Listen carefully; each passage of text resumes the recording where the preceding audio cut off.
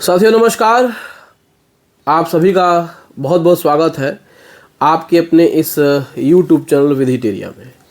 साथियों आज एक एडवोकेट के हैसियत से नहीं, आज एक बड़ा भाई और एक साथी के नाते आप सभी से कुछ अपील करनी है।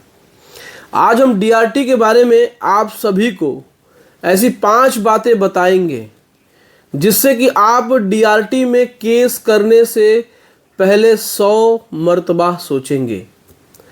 मतलब कहने का ये है कि आपको DRT में केस फाइल करने के कितने नुकसान उठाने पड़ सकते हैं, और ये जो हम अपील कर रहे हैं वो बहुत ही जिम्मेदारी से और बहुत ही एक्सपीरियंस के साथ।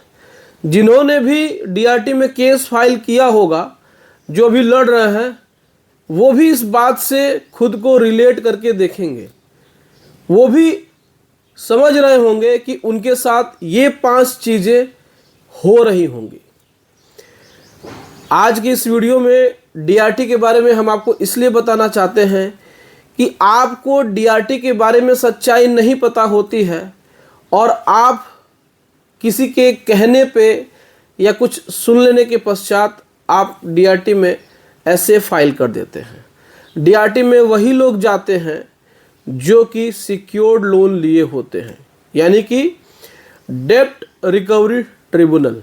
ये एक प्रकार से बैंक और कर्जदार के बीच उत्पन्न जो डिस्प्यूट है, जो लोन से संबंधित विवाद है, उसके मामले में अधिकारिकता रखता है, उसके मामले की सुनवाई करता है और अपना फैसला देता है।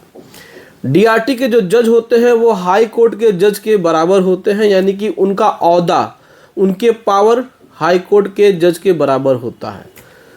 तो आज हम लोग DRT के कुछ ऐसे बातों को जानेंगे जिससे कि आप सभी को बहुत ज़्यादा राहत मिलेगी और बहुत ही ज़्यादा आपको इन्फॉर्मेशन मिलेगी।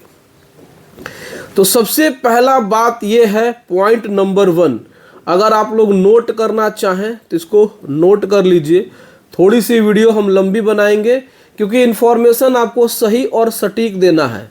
जो आप लोग बार बार ये DRT करते रहते हैं, उसके बारे में सच्चाई जान लीजिए, उसके बाद फिर हम लोग आगे बढ़ेंगे। तो हमने कुछ पॉइंट्स को लिखा हुआ है। पहला है कि इसमें जो फीस लगती है, चाहे वो एडवोकेट की फ़ीस हो, चाहे वो आपके कोर्ट फीस हो, वो ज़्यादा होता है। अमूमन जो केसेस होते हैं उनके कंपैरिजन में, उनकी तुलना में DRT में ज़्यादा फीस लगती है, एडवोकेट आपसे ज़्यादा फीस लेते हैं। पहला समझ लीजिएगा, अगर फीस देने का आपके पास व्यवस्था नहीं है तो आप DRT मत जाइएगा। जो दूसरा पॉइंट है वो ये है कि इसमें 90% जो जजमेंट होते हैं वो बैंक के फेवर में होते हैं, यानी कि 90% जो आदेश होता है वो बैंक को जाता है, यानी बैंक के फेवर में जाता है। वो इसलिए होता है कि DRT का गठन इसीलिए किया गया था कि पब्लिक मनी को सेव किया जाए। पब्लिक मनी क्या है? जो बैंक ने आपको लोन दिया है उसी को पब्लिक मनी कहते हैं। अब उस पब्लिक मनी की रिकवरी की जिम्मेदारी DRT के ऊपर आ जाती है। तो DRT देखती है कि भाई पब्लिक मनी किस तरीके सेफ हो। वो ये नहीं देखती है कि आपका इंटरेस्ट क्या है, आपके लिए क्या सही है। अगर थोड़ी सी चूक आपसे हो जाती है तो संपत्ति आपकी DRT सेल करने का आदेश तुरंत दे देगी, फिर आप उसमें कुछ कर नहीं पाएंगे। क्योंकि DRT कहेगी या तो आप पूरा पैसा दे दीजिए, लोन भर दीजिए, या तो फिर प्रॉपर्टी को सेल होने दीजिए, बाकी जो अमाउंट बचेगा फिर से बैंक आपके ऊपर कार्रवाई करेगा। तो इसमें ये भी होता है, इस बात को याद रखिएगा। इसमें जो तीसरा पॉइंट है, 1 रुपया भी माफ़ नहीं होता है। आप लोग के मन में एक सवाल होता है कि DRT में जाने पे छूट मिल जाती है, DRT में जाने पे कुछ राहत मिलती है, लोन अमाउंट कुछ कम हो जाता है। तो यहाँ पर 1 रुपया भी आपको छूट नहीं मिलती है अगर आपने DRT में केस फाइल कर दिया है तो ये भी एक बड़ा फैक्टर है कि आपको जो राहत मिलनी चाहिए थी वो राहत इसमें आपको नहीं मिलती है। चौथा जो पॉइंट है वो ये है, लोन अमाउंट बढ़ जाता है। लोन अमाउंट क्या है? जो आपने लोन लिया था, यानी जो प्रिंसिपल अमाउंट आपने लिया था, मान के चलिए आपने 20 लाख का या 50 लाख का जो भी अमाउंट है, आपने मॉर्गेज लोन लिया था और जब आपने एनपीए कर दिया तो आपकी आउटस्टैंडिंग बढ़ गई। लेकिन जैसे ही डीआरटी में आपने केस फाइल किया तो मान के चलिए कि 20 लाख रुपए पे आपने डीआरटी में केस फाइल किया और आपका केस साल, 1.5 साल, 2 साल चला, तो जो 20 लाख का अमाउंट है वह बढ़ के 25 लाख, 30 लाख, 35 लाख कुछ भी हो सकता है, क्योंकि जितने दिन तक केस पेंडिंग रहता है उतने दिन तक बैंक उस पर अपना पेनल इंटरेस्ट लगाता रहता है। ऐसा नहीं है कि आपका जो एनपीए अमाउंट है, अब आउटस्टैंडिंग आपकी 20 लाख थी तो केस ख़त्म होने के समय तक भी वो 20 ही लाख रहेगी, ऐसा कोई भी प्रोविज़न नहीं है। लास्ट वाला सबसे ज़्यादा इम्पॉर्टेंट है, 5वां पॉइंट।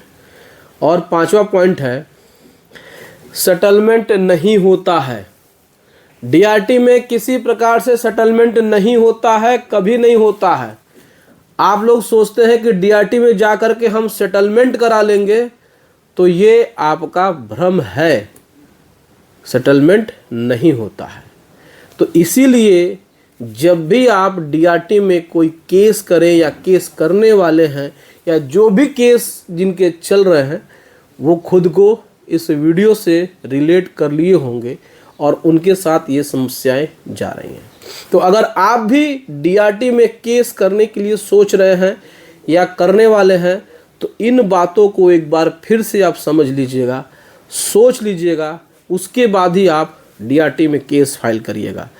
इसलिए मैंने शुरुआत में ही कह दिया था कि आज एक एडवोकेट के नाते नहीं, आज एक बड़े भाई और एक साथी के रूप में, एक सहयोगी के रूप में मैं आपसे अपील करना चाहता हूँ। क्योंकि पैसा आपका है, नुकसान आपको होगा, तकलीफ़ हमें होगी। बहुत सारे लोग हैं जो इस बात से ताल्लुक़ रखते हैं कि भाई पैसा नहीं है तो फिर डीआरटी में जाने का कोई मतलब नहीं है। सॉल्यूशन यही है कि अगर कुछ पैसे हैं, अपने बैंक से बातचीत करिए, अपना अकाउंट रेगुलर रखिए और कोशिश करिए कि समय पे उसको पेमेंट कर दें। तो साथियों, वीडियो आपको कैसा लगा कमेंट करके हमें ज़रूर बताइएगा। अगर किसी प्रकार से कोई भी, मैं बार बार कहता हूँ, कोई भी प्रकार से, किसी प्रकार से लोन संबंधित, डीआरटी संबंधित कुछ भी आपके पास प्रॉब्लम है, कोई भी दिक्कत है, तो आप एक बार हमसे ज़रूर संपर्क करिए। हमारा व्हाट्सएप नंबर स्क्रीन पे दिया हुआ है। हमें अपने प्रॉब्लम्स व्हाट्सएप करिए और फिर आप हमसे लीगल सर्विस ले सकते हैं। चलिए मिलते हैं नेक्स्ट वीडियो में। वीडियो अच्छी लगी हो तो वीडियो को लाइक और चैनल को सब्सक्राइब जरूर करें। Thank you so much. जय हिंद दोस्तों।